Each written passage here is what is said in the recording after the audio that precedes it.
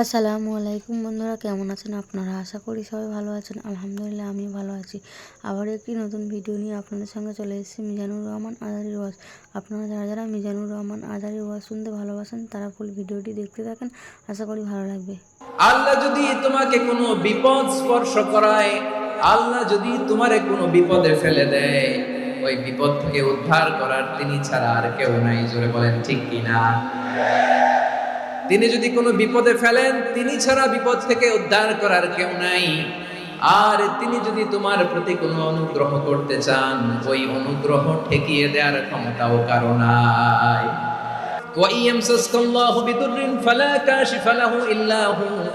আল্লাহ বিপদে ফেললে বিপদ থেকে উদ্ধার করার কেউ থাকে না। আর আল্লাহ যদি তোমার প্রতি দয়া দেখাতে চান, অনুগ্রহ করতে চান, ওই অনুগ্রহকে প্রতিরোধ করার মতো ক্ষমতা কারো নাই। তিনি তার বান্দাদের মধ্য থেকে যাকে ইচ্ছা তাকে দেন, যত ইচ্ছা তত দেন।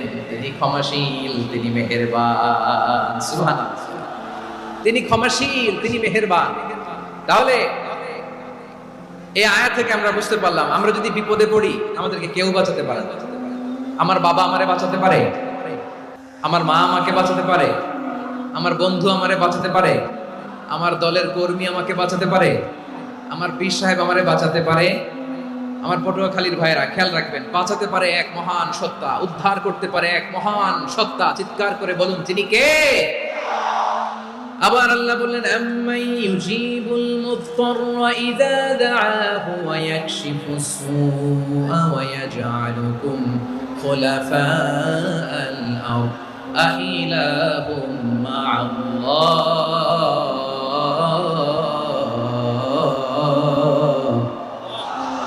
ক্বালিলাম মা তাযাক্কারুন। রব্বুল আলামিন বলেন, বিপদে পড়ে কাতর কণ্ঠে চিন্তাগ্রস্ত হয়ে যখন কেউ ফরিয়াদি হয়ে আল্লাহর ডাকে হাত তোলে, তখন ওই ব্যক্তির ডাকে সাড়া দেয় কে? বিপন্ন অবস্থায় আপনি যখন কেঁদে কেঁদে হাত তুলে আপনার দুঃখের কথা জানান, আপনি যখন ডাকেন তারে, তখন আপনার ডাকে সাড়া দেয় কে? আল্লাহ বলে, আমি সাড়া দেই। তোমাদের বিপদকে মুক্ত করে দেয় কে? ওই আল্লাহর সাথে কোন উপাস্য আছে নাকি? কিন্তু খুব অল্প সংখ্যক লোকই তোমরা উপদেশ গ্রহণ করো। কথাটা কার? তাহলে বিপন্ন মানবতা যখন কাঁদে, মানুষ যখন বিপদে পড়ে নিরুপায় হয়ে ফরিয়াদ করে, তার ডাক শোনার কেউ নাই একজন ছাড়া। চিল্লায় বলেন তো, তিনি কে? এজন্য আমরা ফরিয়াদের হাত কার দিকে তুলব? এবং খেয়াল রাখতে হবে, মাথার সাথে সেট করে নিতে হবে, আল্লাহ ছাড়া আমাকে উদ্ধার করার কেউ নাই। এই পৃথিবীতে কেউ আপন না। প্রিয় ভাই, বিপদে পড়লে বোঝা যায় কেউ আপন না। আপন শুধু একজন মহান সত্তা, তিনি কে? বিপদে আপদে কেউ আমাদের বাঁচাতে পারে না, তরাতে পারে না, মুক্তি দিতে পারে না, উদ্ধার করতে পারে না, একমাত্র আমার প্রভু ছাড়া, আল্লাহ ছাড়া। চিল্লায় বলেন ঠিক কিনা? মাথার সাথে এটা সেট করে নিতে হবে যে আমাদের পুরো জীবনটাই পরীক্ষা। The life is a test. পুরো জীবনটাই পরীক্ষা। এই জীবনে বিপদ আসবে, আপদ আসবে, পরীক্ষা আসবে, সবার জীবনে এটা থাকে। এক একজনের পরীক্ষা এক এক রকম। আমার পরীক্ষা একরকম, মাসুদ ভাইয়ের পরীক্ষা একরকম, চৌধুরী সাহেবের পরীক্ষা একরকম, আপনার পরীক্ষা একরকম, ওনার পরীক্ষা আবার আরেক রকম। পুরো পৃথিবীটাই পরীক্ষা ক্ষেত্র, সবাই পরীক্ষা দিচ্ছি, কিন্তু কারো পরীক্ষা প্রশ্নের সাথে কারোটার মিল নেই। সুবহানাল্লাহ পড়বেন না? পুরোটাই পরীক্ষা ক্ষেত্র, সবাই পরীক্ষার্থী, কিন্তু প্রশ্নপত্র একটার সাথে আরেকটা মিলে না। One doesn't match the other. একজনেরটার সাথে আরেকজনেরটা মিলে না।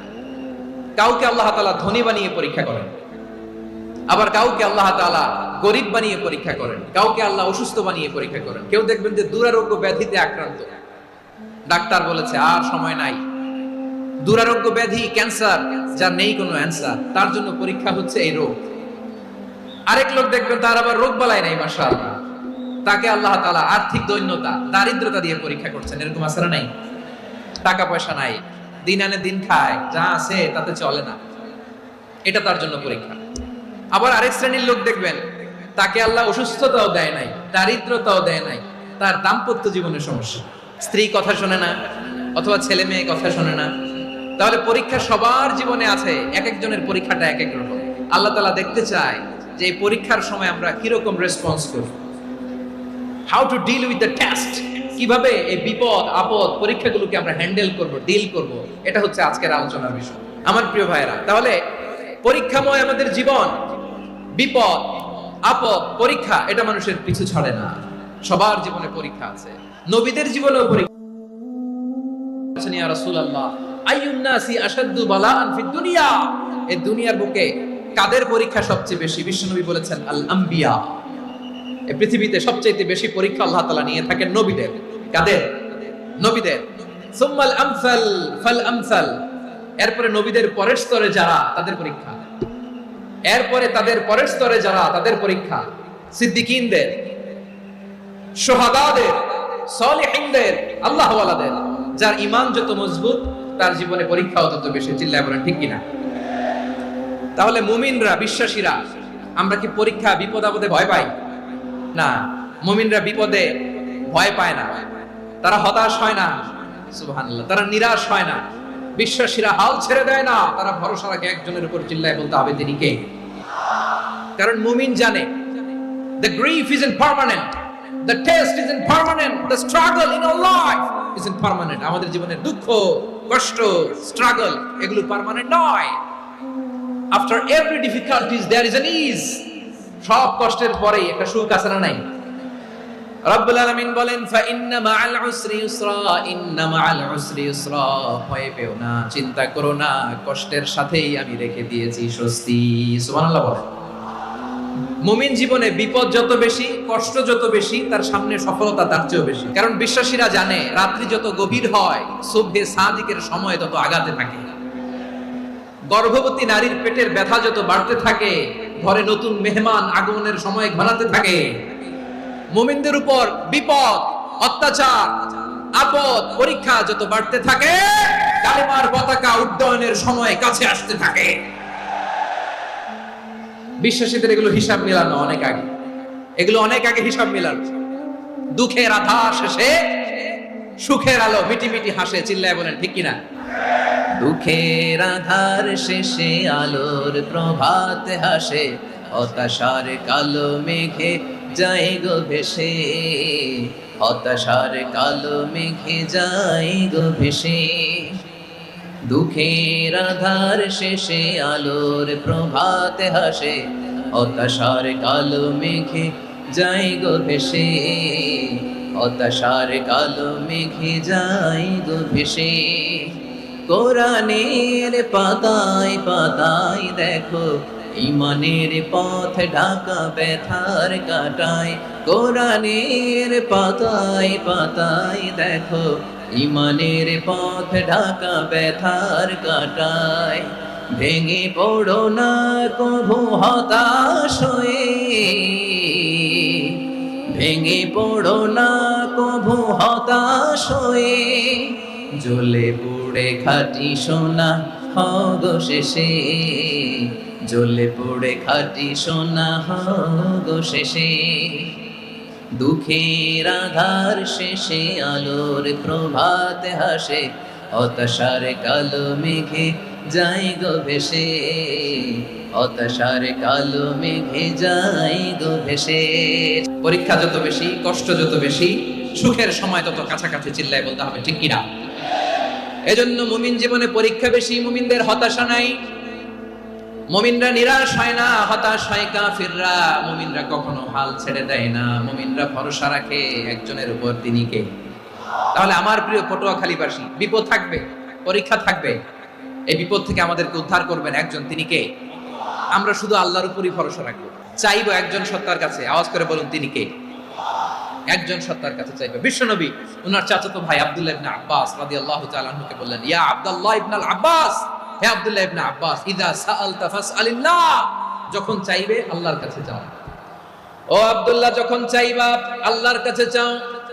ওয়া ইযা ইসতাআনতা ফাসতাইন বিল্লাহ, যখন সাহায্য চাইবা আল্লাহর কাছে ফরিয়াদ করো। জেনে রেখো ও আব্দুল্লাহ, ওয়া'লাম আন্নাল উম্মাতা লাউ ইজতামাআত আলা আন ইয়ানফাউকা বিশাইইন লাম ইয়ানফাউকা ইল্লা বিশাইইন ক্বাদ কাতাবাহু আল্লাহু লাক। ও আব্দুল্লাহ, জেনে রেখো, মনে রেখো, গোটা বিশ্বের সবাই মিলে যদি তোমার উপকার করতে চায় ততটুকুই তারা করতে পারবে যতটুকু আল্লাহ তোমার নসিবে সেটা লিখে রেখেছে। ঠিক কিনা বলেন? আর যদি গোটা বিশ্বের সবাই মিলে তোমার বিরুদ্ধে কনস্পাইরেসি করে, ষড়যন্ত্র করে, গোটা বিশ্বের সবাই মিলেও যদি তোমার ক্ষতি করতে চায় ততটুকুই শুধু পারবে যেটা আল্লাহ তোমার জন্য বরাদ্দ রেখেছে। যতটুকু আল্লাহ তাআলা তোমার জন্য বরাদ্দ রেখেছে অতটুকুই ক্ষতি করতে পারবে, আর এক চুল বেশিও করতে পারবে না, কমও করতে পারবে না। চিল্লায় বলেন ঠিক কিনা? এজন্য আমরা চাইবো কার কাছে? সব সময় আমরা আল্লাহর কাছে চাইবো, বিপদে আপদে, সুখে দুঃখে, সচ্ছল অবস্থায় অসচ্ছল অবস্থায়, পরাজয়ের সময় বিজয়ের সময়, সব সময় আমরা ভরসা রাখবো কার উপর? সবাই বলুন। একদল লোক আছে যারা বিপদে পড়লে আল্লাহরে ডাকে, বিপদ আসলে আল্লাহরে ডাকে, বিপদ নাই আল্লাহও নাই। বিপদে পড়লে নামাজ পড়ে, বিপদও নাই নামাজও নাই। বিপদে পড়লে জিকির করে, বিপদ যখন চলে যায় ওদের জিকিরও বন্ধ হয়ে যায়। এরকম আছে না নাই? কিছু লোক দেখবেন পরীক্ষা আসলে নামাজ পড়ে, দেখবেন পরীক্ষার সময় নামাজ পড়ে, পরীক্ষাও নাই নামাজও আছে। এরকম কিছু লোক আছে অসুস্থ হলে আল্লাহরে বড্ড ভালোবাসে, আল্লাহরে খুব ডাকে। অসুস্থ হইলে অসুস্থতাও নাই, আল্লাহর স্মরণও নাই। দেখবেন কিছু লোক নির্বাচন আসলে খুব আল্লাহ আল্লাহ হয়ে যায়, তখন দেখবেন মাথার মধ্যে হেজাব লাগায়, পাঞ্জাবি লাগায়, আল্লাহ আল্লাহ হয়ে যায়। নির্বাচনও নাই, এরপরে আল্লাহর কথাও নাই। আছে না নাই? না, এরকম হওয়া যাবে না। সব সময় আমরা আল্লাহরে ডাকবো, বিপদে আপদে সব সময় ভরসা রাখবো আমরা একজনের উপর। আওয়াজ করে বলেন তিনি কে? এ কথাই আল্লাহ তাআলা আমাদের চোখে আঙ্গুল দিয়ে জানিয়ে দিলেন, ফাইদা রাকিবু ফিল ফুলকি দা'আবুল্লাহা মুখলিসিনা লাহুদ্দিন ফালাম্মা নাজ্জাহুম ইলাল বাররি ইযা হুম ইউশরিকুন। আল্লাহ বলে একদল লোক আছে তারা যখন নৌযানে চড়ে, জলযানে চড়ে, সাগরের মধ্যে যখন জাহাজে চড়ে, লঞ্চে চড়ে, তারা যখন তুফানের সম্মুখীন হয় তখন তারা আল্লাহরে বড্ড বেশি ডাকে, একান্ত ভাবে ডাকে, বিশুদ্ধ চিত্তে ডাকে।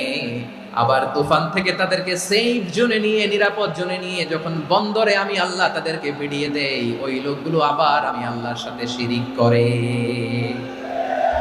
এরকম আছে না নাই? জাহাজে উঠছে, সাগরের মাঝখানে তুফান, ওই সময় দেখবেন আল্লাহ কারে কয়। এই কথা তো আপনাদেরকে বোঝানো সহজ, আপনারা তো নদীর দেশের মানুষ।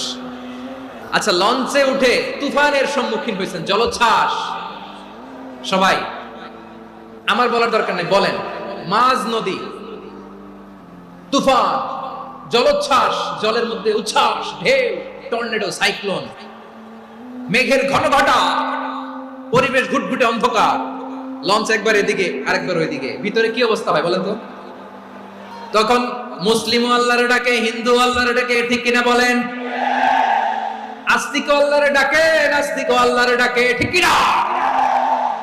লঞ্চের ভেতর, স্টিমারের ভেতর কান্নারে রোল পড়ে যায়, চিৎকারের রোল পড়ে যায়, সবার মুখ দিয়ে শুধু একটা আওয়াজ, লা ইলাহা লা ইলাহা লা ইলাহা সুবহানাল্লাহ আলহামদুলিল্লাহ লা ইলাহা। আল্লাহ নামের জিকির করবে যারা, আল্লাহর কাছে প্রিয় তারা, আল্লাহর কাছে প্রিয় যারা, জান্নাতে প্রবেশ করবে তারা।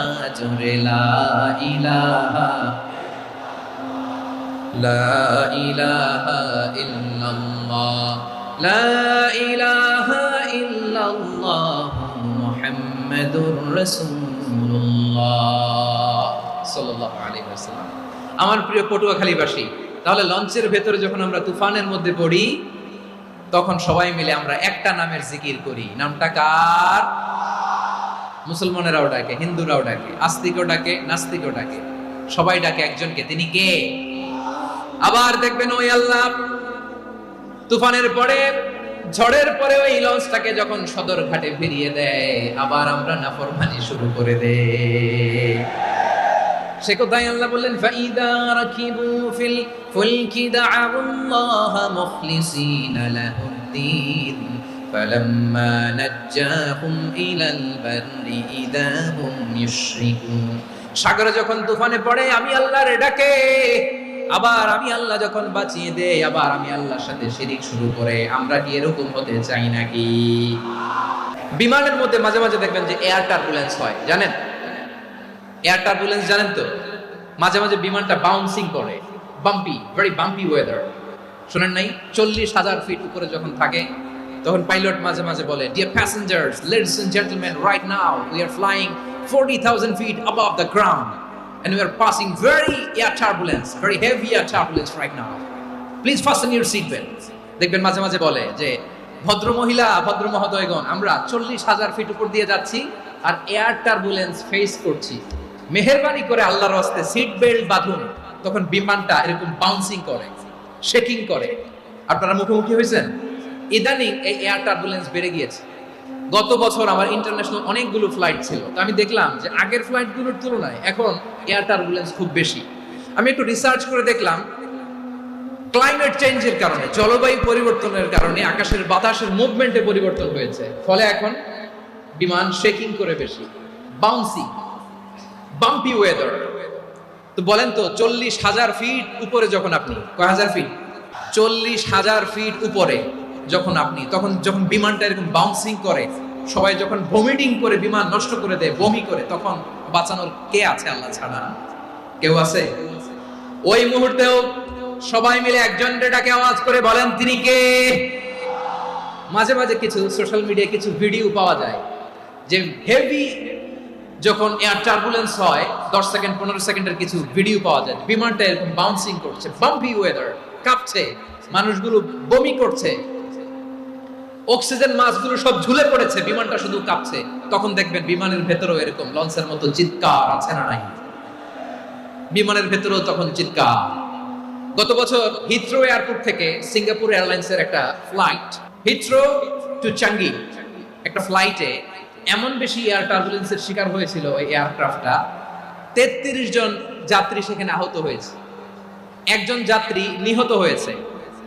কেবিন ক্রুজ, এয়ার হোস্টেস যারা আছে, একজনের নাক ফেটে, চোখ ফেটে, কপাল ফেটে, ব্লিডিং হয়ে শয়লা। প্রিয় ভাইরা, 40,000 ফিট উপরে বিমানটা যখন কাঁপবে, তখন আমাদেরকে আল্লাহ ছাড়া আর কেউ বাঁচানোর আছে? এত আসতে বললে হবে? ওই কঠিন মুহূর্তে আমার বাবা আমারে বাঁচাতে পারে, আমার বন্ধু আমারে বাঁচাতে পারে। এই গ্রাউন্ডে, জমিনের বুকে আমার প্রোটোকল, আমার ক্ষমতা, আমার দাম্ভিকতা, কোনো কিছু আমারে বাঁচাতে পারে একজন ছাড়া। চিল্লায় বলতে হবে, তিনি কে? সে আল্লাহ বললেন, গোলাম, আমি বিপদের সময় ঠিকই তোমাদের বাঁচিয়ে নেই। ওই বিমানের ভেতরে 40,000 ফিট উপরে যখন তোমরা এয়ার টার্বুলেন্সের শিকার হও, তখন নাস্তিকও আল্লাহরে ডাকে, হিন্দু আল্লাহরে ডাকে। সরে বলেন ঠিক কিনা? আবার বিমানটা যখন শান্ত হয়ে যায়, একটু পরেই বিমানের স্ক্রিনের মধ্যে হিন্দি সিনেমা খোঁজে। বিমানের স্ক্রিনে কিন্তু বিশাল ওখানে আফলাম ফিল্মের একেবারে বোঝাই করা। বিমানটা শান্ত হলে আবার হিন্দি সিনেমা দেখা শুরু করে। একটু আগে ডাকছিল কারে? দেখবেন বাংলাদেশে আমাদের ক্রিকেটাররা যখন অন্য কোনো দেশের সাথে খেলে, অনেক সময় এমন হয়, বল বাকি একটা, রান দরকার 6টা। বল বাকি কয়টা? রান দরকার। আপনি দেখবেন ক্যামেরাম্যান তখন গ্যালারিতে খালি দেখায় দর্শকদের যে কি অস্থিরতা। হিপ হপ স্টাইলের মেয়েটা, যে মেয়েটার ওড়না এতক্ষণ ছিল গলায়, এতক্ষণ কই ছিল, ওই মেয়েটা দেখবেন ওড়নাটা টেনে মাথায় দিয়ে এরকম মোনাজাত ধরতেছে, আল্লাহ আল্লাহ, একটা সক্কা, আল্লাহ আল্লাহ, আমার লাল সবুজের পতাকারে তুমি অপমানিত কইরো না আল্লাহ, ইন্ডিয়ার সাথে আমাদের খেলা, আল্লাহ আল্লাহ, একটা সক্কা, একটা একটা। পুরো খেলা জুড়ে এই মেয়ের ওড়না ছিল গলায়, কিন্তু যখন 1 বলে 6 রান দরকার, ওড়না চলে আসছে কোথায়? মাথায়। আবার মুনাজাত আছে না নেই? ঠিকই বাংলাদেশের দামাল ছেলে এমন এক শট মারলো, বল চলে গেল স্টেডিয়ামের বাইরে, ছক্কা, জিতে গেলাম আমরা। পুরো স্টেডিয়াম জুড়ে চিৎকার, হই হুল্লোড়, মৌজ মাস্তি। যেই মেয়েটা মাথার মধ্যে ওড়না দিয়ে এতক্ষণ সুবহানাল্লাহ সুবহানাল্লাহ বলে আল্লাহর কাছে দোয়া করেছে, ওই মেয়ে এখন আবার ওড়না ফেলে দিয়ে নাচা শুরু করে দিয়েছে। তাহলে আল্লাহর ভয়, আল্লাহর প্রতি আস্থা, বিশ্বাস, ভালোবাসা, এটা কি ক্ষণিকের জন্য? মানে আমার যখন লাগবে তখন আল্লাহর ইউজ করবো নাকি? হ্যাঁ, বিপদে আপদে, সুখের সময় দুঃখের সময়, সচ্ছল অসচ্ছল অবস্থায় বিশ্বাসীরা ভরসা রাখে একজনের উপর। চিৎকার করে বলে, পটুয়াখালী তিনি কে? সে আল্লাহ বললেন, গোলাম, মনে করো না জাহাজ থেকে সদরঘাটে ভিড়িয়ে দিলাম, তুমি নিরাপদ হয়ে গেছো। মনে করো না 40,000 ফিট থেকে সেফ ল্যান্ডিং এর পরে এয়ারপোর্টে নেমে গেলেই তুমি নিরাপদ হয়ে গেছো। ও মিয়া, বিপদ কি শুধু সাগরে আর আকাশে? ঘরের ভেতরও বিপদ আসতে পারে কি পারে না?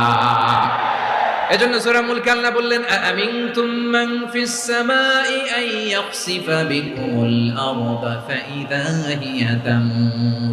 আল্লাহ বললেন, তোমরা কি ভেবেছো তোমরা নিরাপদ? আমি চাইলে ল্যান্ডস্লাইডস, ভূমিধস দিয়ে 1 লক্ষ 1 মুহূর্তে নিয়ে যেতে পারি। এক সুনামি দিয়ে থাপ্পড় মেরে 3 লক্ষ সাগরের ভেতরে ঢুকায় দিতে পারি। 1 সেকেন্ডও লাগে না আমার। أم أمنتم من في السماء أن يرسل عليكم حاصبا فستعلمون كيف نذير। আল্লাহ চাইলে আকাশ থেকে পাথর বৃষ্টি নাজিল করতে পারেন কি পারেন না? এই মুহূর্তে এখানে ভূমিকম্প দিতে পারেন কি পারেন না? আচ্ছা, ভূমিকম্প যখন হয় আমাদের কারো হুঁশ থাকে? আপনি মনে করছেন আমরা সাধারণ মানুষ, আমরা দৌড় দেই, আর প্রেসিডেন্ট প্রধানমন্ত্রী ওনারা বুঝি খাটে শুয়ে থাকে? ভূমিকম্প, আর্থকোয়েক যদি হয়, বাঁচার জন্য আমরা কি করি? হয় খাটের তলায়, ডাইনিং টেবিলের নিচে, উপরে শক্ত কিছু আছে এটার নিচে, অথবা ঘর থুইয়া দেও দৌড়। তো প্রধানমন্ত্রী উনি কি করে? প্রেসিডেন্ট উনি কি করে? হ্যাঁ, উনি খাটের মধ্যে যে শুয়ে থাকে নাকি? উনিও দৌড়, সাধারণ মানুষও দৌড়, প্রধানমন্ত্রীও দৌড়, বাড়িওয়ালাও দৌড়, ভাড়াটিয়াও দৌড়, সবাই দৌড়। নাকি ভাড়াটিয়ারা বাড়ি থুইয়া দৌড়, বাড়িওয়ালারা আর বেরোয় না? এরকম না। তাহলে যে কোনো মুহূর্তে ভূমিকম্প দিয়ে নাস্তানাবুদ করতে পারে কে? আমার প্রিয় ভাইয়েরা, আমরা নিরাপদ নই, আমরা তার দয়ায় বেঁচে আছি। কার দয়ায়? এজন্য আল্লাহ বললেন, গোলাম, যে কোনো মুহূর্তে বিপদ দিয়ে তোমাদেরকে নাস্তানাবুদ করতে পারি। বিশ্বাসী বলে যদি নিজেকে দাবি করো, সব সময় ডাকতে হবে একজন সত্তাকে। বলেন তিনি কে? আপদ থেকে, পরীক্ষা থেকে, ক্যালামিটি থেকে আমাদেরকে কেউ বাঁচাতে পারে না একজন সত্তা ছাড়া। আবারও বলেন তো তিনি কে? এবার আমরা দেখি বিষ্ণু ইসলামের জীবনে বিপদ আপদ ছিল কিনা। উনি বিপদ আসলে কিভাবে ডিল করতেন, বিপদ আসলে কোন দোয়া পড়তে হয়, কিভাবে ফরিয়াদের হাত উত্তোলন করতে হয়, কিভাবে রবের দরবারে নতজানু হয়ে ফরিয়াদ করতে হয়, এটা জানার দরকার আছে না নাই? আসুন আমরা বিষ্ণুনবীর জীবনী থেকে দেখি বিপদ আসলে উনি কি করতেন। বিপদ আসলেই প্রথমে বিষ্ণু ইসলাম একটা দোয়া পড়তেন। তিনি পড়তেন, ইন্না লিল্লাহি ওয়া ইন্না ইলাইহি রাজিউন। নিশ্চয় আমরা আল্লাহর জন্য, নিশ্চয় আমরা কার দিকে ফিরবো ভাই? আবার কার দিকে ফিরবো? আওয়াজ করে বলুন তো, আমরা এসেছি কার কাছ থেকে, আবারও ফিরে যাব কার কাছে? এজন্য বিষ্ণুই পড়ছেন, ইন্না লিল্লাহি ওয়া ইন্না ইলাইহি রাজিউন। নিশ্চয় আল্লাহর জন্য, ওই আল্লাহর দিকেই আমরা ফিরে যাব। তারপরে বিষ্ণুই পড়তেন, আল্লাহুম্মা আজুরনি ফি মুসিবাতি ওয়াখলুফ লি খায়রাম মিনহা। একসাথে প্রথমে পড়তেন ইন্না লিল্লাহি ওয়া ইন্না ইলাইহি রাজিউন, তারপর পড়তেন আল্লাহুম্মা আজুরনি ফি মুসিবাতি ওয়াখলুফ লি খায়রাম মিনহা। মানে আল্লাহ, এই যে আমি বিপদে ধৈর্য ধারণ করলাম, এটার সব তুমি আমারে দাও, আর যেটা হারালাম এর চেয়ে ভালো কিছু দিয়ে মেকআপ করে দিও, ভালো কিছু দিয়ে বদল করে দিও। সুবহানাল্লাহ পড়েন। তাহলে বিপদ আসলে আমরা কি পড়ব? এদেশে পরস্পরে দেখা হলে দেয় সালাম, এদেশে আমজনতার হৃদয় জুড়ে পাক কালাম, এদেশে বিপদ এলে সর্বজনে সর্বক্ষণে দোয়া পড়ে ইন্না লিল্লাহি। কি পড়ে? সুবহানাল্লাহ সুবহানাল্লাহ সুবহানাল্লাহ সুবহানাল্লাহ। এদেশে আজান শুনে সূর্য ওঠে শহর গ্রামে, এদেশে আজান শুনে সূর্য ডুবে সন্ধ্যা নামে, এদেশে সকল কাজে সবাই বলে বিসমিল্লাহ, এদেশে ভালো কিছু দেখে শুনে হাসি মুখে সবাই বলে মাশাআল্লাহ। তাহলে বিপদ এলে আমরা কি পড়ি? তাহলে বিপদ এলেই আমরা এখন থেকে ইন্না লিল্লাহ পড়ব, নাকি হাই হুতাশ করবেন? একদল আছে হাই হুতাশ করে, হায় আল্লাহ রে মোর কি হইল রে, মই কি হরমু রে, মই কমবে যামু রে, এরকম বিলাপ করতে নিষেধ করেছেন বিষ্ণু। কি করব, কই যাব, কি হবে, হায় হায়, এরকম হাহুতাশ আছে না নাই? বিশ্বাসীরা হাহুতাশ করে না, তারা ইন্না লিল্লাহ পড়ে। কি পড়ে মনে থাকবে? আমরা পড়বো ইন্না লিল্লাহি ওয়া ইন্না ইলাইহি রাজিউন। নিশ্চয়ই আমরা আল্লাহর জন্য, আমরা আল্লাহর দিকেই ফিরে যাব। এরপর পড়বো আল্লাহুম্মা আজুরনি ফি মুসিবাতি ওয়াখলুফ লি খায়রাম মিনহা। আল্লাহ, আমি যে বিপদে ধৈর্য ধারণ করলাম এটার সওয়াব দিও, আর যা হারালাম তার চেয়ে ভালো কিছু দিয়ে বদল করে দিও। সুবহানাল্লাহ পড়েন। বিশ্বনবীর হাদিস শুনলেন উম্মে সালামা রাদিয়াল্লাহু তাআলা আনহা। ওনার স্বামী হলো আবু সালামা। মজার ঘটনা খেয়াল করে শুনেন। সাইয়্যিদাতুনা উম্মে সালামা রাদিয়াল্লাহু তাআলা আনহা, ওনার স্বামীর নাম আবু সালামা। শ্রেষ্ঠ দম্পতি, শ্রেষ্ঠ ফ্যামিলি। প্রথমে হিজরত করেছিলেন হাবাসায়, পরে হিজরত করেছেন মদিনায়। উহুদ যুদ্ধের পরে ওনার স্বামী আবু সালামা ইন্তেকাল করলো, শহীদ হলো। সুবহানাল্লাহ পড়েন। যখন আবু সালামা ইন্তেকাল করলো, উম্মে সালামা রাদিয়াল্লাহু তাআলা আনহা কেঁদে কেঁদে হয়রান। আর নবীর শিখানো বাণী অনুযায়ী তিনি বারবার পড়ছিলেন ইন্না লিল্লাহ। কি পড়ছিলেন? ইন্না লিল্লাহ। যেহেতু বিশ্বনবী বলেছেন কেউ যদি বিপদের প্রথম ধাক্কায় পড়ে ইন্না লিল্লাহি ওয়া ইন্না ইলাইহি রাজিউন, আল্লাহুম্মা আজুরনি ফি মুসিবাতি ওয়া আখলুফ লি খায়রাম মিনহা, তাহলে এই বিপদে যে সে যা হারালো তার চেয়ে শ্রেষ্ঠ কিছু দিয়ে আল্লাহ তার বদল দিয়ে দিবে। এই হাদিস শুনে উম্মে সালামা রাদিয়াল্লাহু তাআলা আনহা ওনার প্রাণ প্রিয় স্বামী আবু সালামার ইন্তেকালের পরে চোখের পানি ছাড়ে আর পড়ে ইন্না লিল্লাহি ওয়া ইন্না ইলাইহি রাজিউন, আল্লাহুম্মা আজুরনি ফি মুসিবাতি ওয়া আখলুফ লি খায়রাম মিনহা। বারবার এই দোয়া পড়ে চোখের পানি ছাড়ে, এই দোয়া পড়ে চোখের পানি ছাড়ে। আর মনে মনে বলে আবু সালামার মতো ভালো মানুষ মদিনাতে নাই, আবু সালামার চেয়েও ভালো মানুষ মদিনাতে নাই। তার চেয়ে ভালো মানুষ কি করে আল্লাহ তাআলা আমারে দিবে? তার চেয়ে ভালো মানুষ তো আমি মদিনাতে দেখি না। চোখের পানি দিয়ে বুক ভাসায় আর নবীর হাদিসের উপর আমল করে পড়ে ইন্না লিল্লাহি ওয়া ইন্না ইলাইহি রাজিউন, ইন্না লিল্লাহি ওয়া ইন্না ইলাইহি রাজিউন। পড়তে পড়তে চোখের পানি ছাড়ে আর চিন্তা করে বিশ্বনবী বললেন এই দোয়া পড়লে যেটা হারালাম তার চেয়ে ভালো কিছু দিয়ে আল্লাহ পুরস্কার দেয়। আবু সালামের চেয়ে ভালো মানুষ মদিনার মধ্যে আর কে হতে পারে? কি আজীব তামাশা, কি অবাক করা ঘটনা। কিছুদিন পরে দেখা গেল সাইয়্যিদুল মুরসালিন রাহমাতাল লিল আলামিন স্বয়ং বিশ্ব নবী উম্মে সালামাকে বিয়ের প্রস্তাব পাঠিয়েছে। স্বয়ং বিশ্ব নবী উম্মে সালামা রাদিয়াল্লাহু তাআলা আনহাকে বিয়ের প্রস্তাব পাঠিয়েছেন। উনি রাজি হয়ে গেলেন, বিয়ে হয়ে গেল। উনি হয়ে গেলেন উম্মুল মুমিনিন, আমাদের মা, পুরো মুসলিম উম্মার মা। চিৎকার করে বলেন আল্লাহু আকবার। তাহলে আমার প্রাণ প্রিয় ভাইরা, বিপদে পড়লে আমরা পড়বো ইন্না লিল্লাহি ওয়া ইন্না ইলাইহি রাজিউন, আল্লাহুম্মা আজুরনি ফি মুসিবাতি ওয়া আখলুফ লি খায়রাম মিনহা। যারা যারা বিপদ আসলে এই দোয়াটা পড়বেন এখন থেকে আওয়াজ করে ইনশাআল্লাহ বলেন। যা হারাইছেন তার চেয়ে শ্রেষ্ঠ জিনিস দিয়ে বদলা দিবে কে? তাহলে বিপদে পড়লেই প্রথমে আমরা এটা পড়ব। শুনে শুনে মুখস্থ করবেন। আমার মায়েরা, আমার বোনেরা, আপনাদের জন্য 3টি মাঠের অ্যারেঞ্জমেন্ট করা হয়েছে, আমি জানি।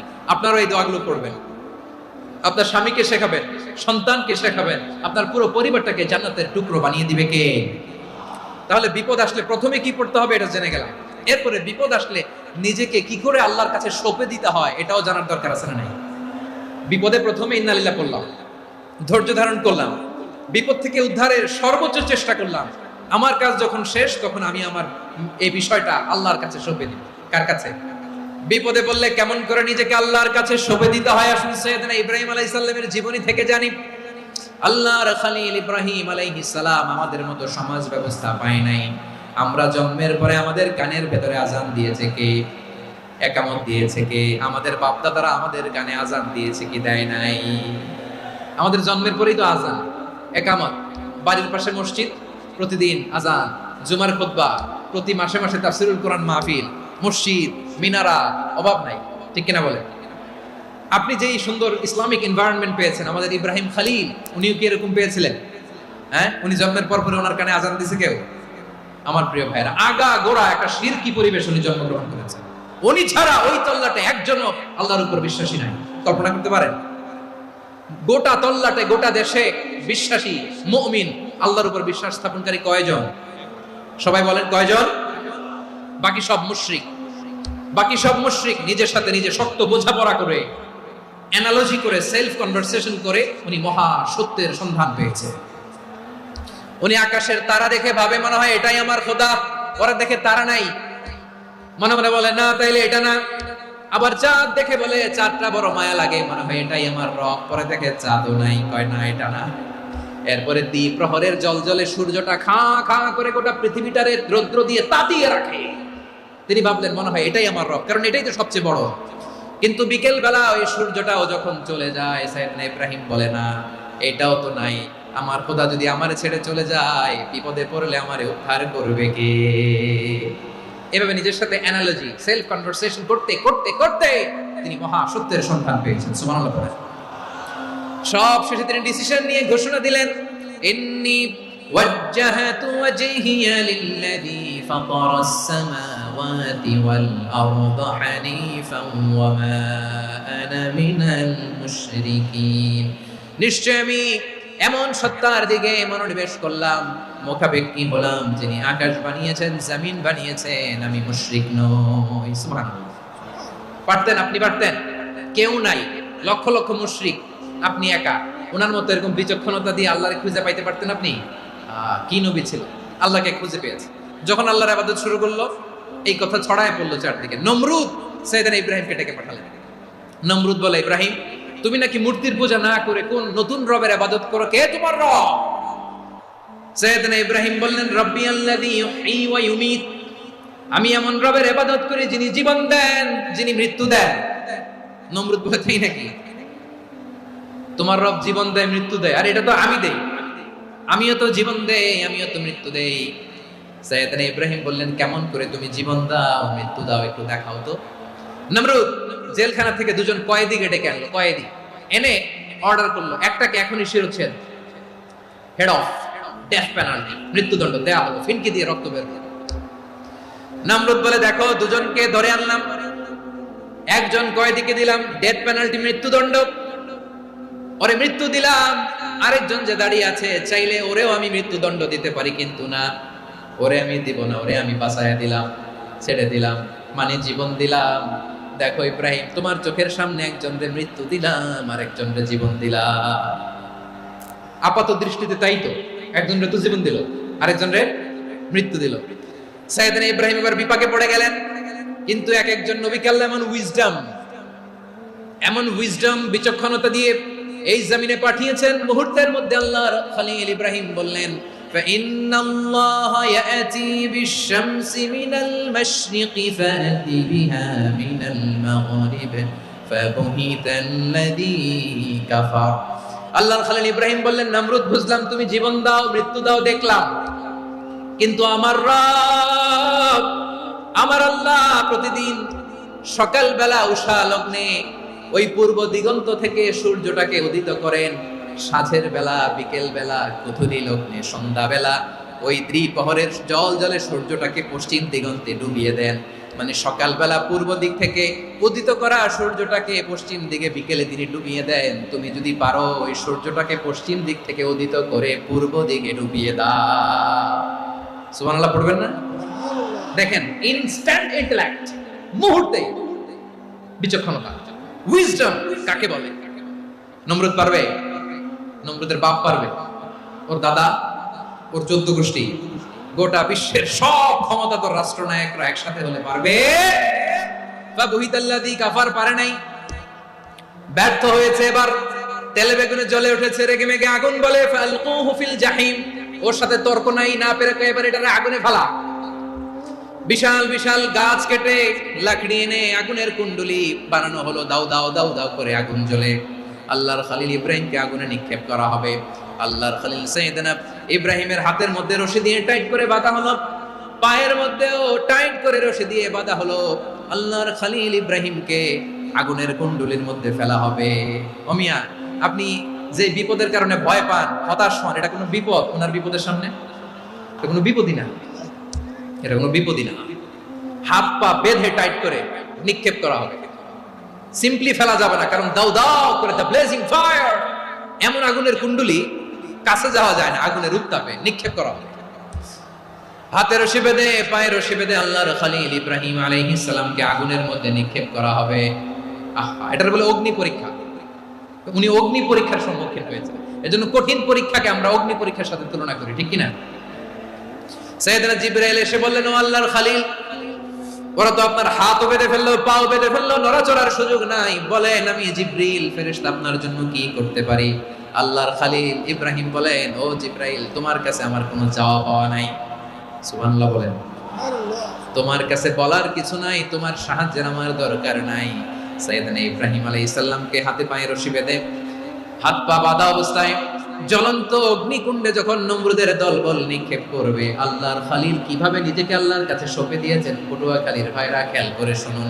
হাত পা বেঁধে আল্লাহর খলিলকে যখন নিক্ষেপ করা হবে, তিনি মুখ ফুটে বলে ফেললেন, হাসবুনাল্লাহু ওয়া নি'মাল ওয়াকিল। হাসবুনাল্লাহু ওয়া নি'মাল ওয়াকিল, আমার জন্য আল্লাহই যথেষ্ট, আমার জন্য আল্লাহই যথেষ্ট। তিনি আমার সবচেয়ে বড় গার্ডিয়ান, তিনি আমার সবচেয়ে বড় অভিভাবক। জিব্রাইলের সাহায্যে রফারকে ফিরিয়ে দিলেন। দুনিয়ার বুকে কারো কাছে কিছু বলেন নাই, মুখ ফুটে বলেছেন হাসবুনাল্লাহ।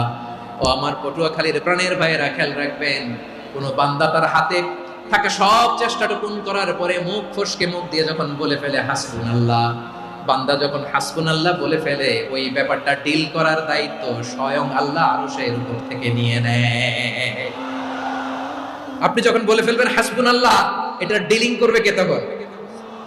বান্দা তার সাধ্যের সবটুকু চেষ্টার পরে নতজানু হয়ে যখন বলবে হাসবুনাল্লাহ, আল্লাহ তুমি আমার জন্য যথেষ্ট, নি'মাল ওয়াকিল, তুমি আমার শ্রেষ্ঠ অভিভাবক, তখন তার কি দরকার না দরকার এটা ডিল করে স্বয়ং আল্লাহ। নিক্ষেপ করা হলো সাইয়েদনা ইব্রাহিমকে অগ্নিকুণ্ডলিতে। হাজার হাজার মানুষের দৃশ্য দেখার জন্য জড়ো হয়েছে এরকম বিশাল ময়দানে। কিন্তু কি অবাক করার ঘটনা, সবাই ভয় পাচ্ছিল, না জানি কি হয়ে যায়। আল্লাহর খালিলকে যখন আগুনের কুণ্ডলিতে নিক্ষেপ করা হয়, আল্লাহর খালিল ইব্রাহিম আগুনের কুণ্ডলীর মধ্যে বসে বসে মানুষগুলোর দিকে তাকিয়ে হাসতে শুরু করে দেয়। কারণ আকাশ থেকে রব্বুল আলামিন স্পেশাল ভার্ডিক্ট নাজিল করেছেন, স্পেশাল হুকুম জারি করেছেন, কুলনা ইয়া নারু কুনি বারদান ওয়া সালামান আলা ইব্রাহিম। ও আগুন খবরদার, সৃষ্টির শুরু থেকে তোকে একটা ধর্ম আমি বাতলে দিয়েছিলাম, তোর ধর্ম, আগুনের ধর্ম হলো যা পাবে জ্বালিয়ে ছারখার করবে। আল্লাহ বলল, আগুন তোর ধর্ম দিয়েছিলাম, তুই সব জ্বালিয়ে পুড়িয়ে ছারখার করে দিবি, কিন্তু ক্ষণিকের জন্য আমি তোর জ্বালিয়ে দেওয়ার ক্ষমতাটাকে কেড়ে নিলাম, জ্বালিয়ে ভস্ম করে দেওয়ার ক্ষমতা আমি কেড়ে নিলাম। কুনি বারদান, ঠান্ডা হয়ে যা, কিন্তু এত বেশি ঠান্ডা হবি না আবার আমার ইব্রাহিমের জন্য সর্দি লেগে না যায়। সুবহানাল্লাহ, এত আসতে বললে হবে? কুনি বারদান, বারদ মানে বরফ, ঠান্ডা, ঠান্ডা হ, কিন্তু এত ঠান্ডা হবি না যাতে আমার ইব্রাহিমের কষ্ট হয়। আগুন বলে, আল্লাহ একবার বললাম ঠান্ডা হ, আবার বলো এত ঠান্ডা হবি না যাতে খালিলের সর্দি না লাগে। কেমন ঠান্ডা হব, কেমন এনভায়রনমেন্ট তৈরি করে দেব বলো? আল্লাহ বললেন, সালামান আলা ইব্রাহিম, আমার খালিল আমার ইব্রাহিমের জন্য তুই জান্নাতের গুল বাগিচা হয়ে যা। ও ভাই, নবী মুসার মতো ঈমান হলে রাস্তা হবে সাগর জলে, নবী ইউসুফের মতন ঈমান হলে একে একে দরজা খোলে, নবী ইব্রাহিমের মতন ঈমান যদি আজও থাকে বিদ্যমান, অগ্নিকুণ্ডে দেখতে পাবে খুবসুরত এক ফুল ভাগা। কুলনা ইয়া নারু কুনি বারদান ওয়া সালামান আলা ইব্রাহিম। বান্দা যখন মুখ দিয়ে বলে হাসবুনাল্লাহ,